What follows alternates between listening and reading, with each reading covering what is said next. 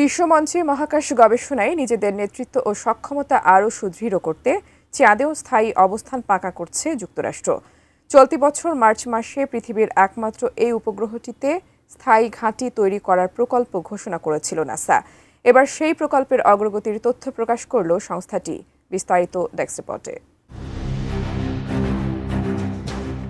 মঙ্গল ও মহাকাশের দূরবর্তী অঞ্চলে সফলভাবে অভিযান পরিচালনার জন্য লঞ্চ প্যাড বা মধ্যবর্তী স্টেশন হিসেবে চাঁদে স্থায়ী ঘাঁটি তৈরির প্রকল্প হাতে নিয়েছে নাসা।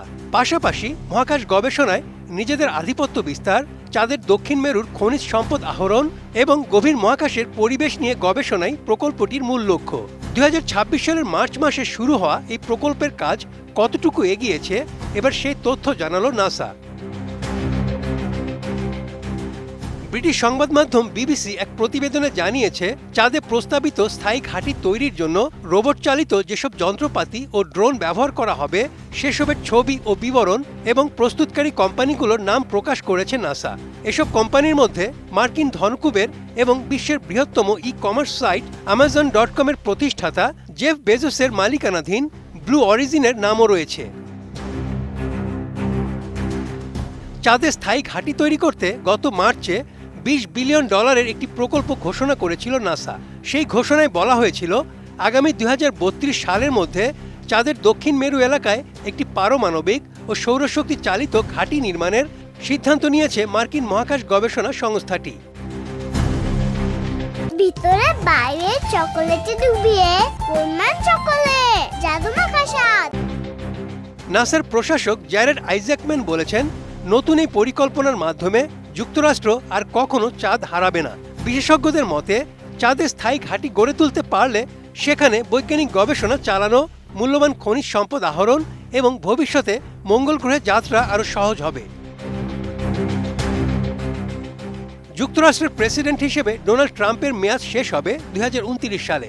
নাসা যে বিবৃতি দিয়েছে তাতে ইঙ্গিত পাওয়া যাচ্ছে, প্রেসিডেন্ট ট্রাম্পের বিদায়ের আগেই চাঁদে ফের মার্কিনীদের পাঠাতে চায় নাসা।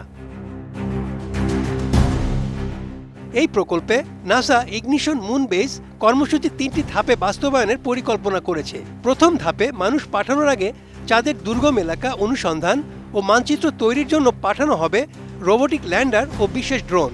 এছাড়া এমন যানবাহন পাঠানো হবে যেগুলো ভবিষ্যতে নভোচারীদের চাঁদের পৃষ্ঠে চলাচল ও বৈজ্ঞানিক যন্ত্রপাতি বহনে সহায়তা করবে।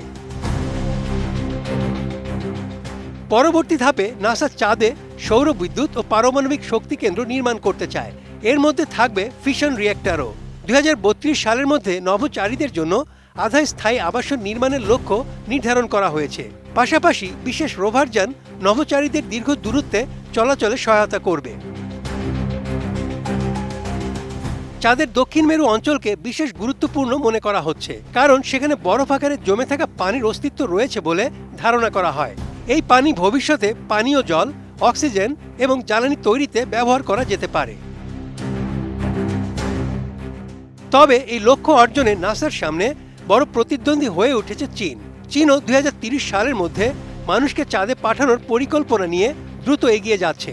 সম্প্রতি দেশটি তাদের শেনঝো 23 মহাকাশযান উৎক্ষেপণ করে নভোচারীদের তিয়ানগং মহাকাশ স্টেশনে পাঠিয়েছে। Desk report, ATN news.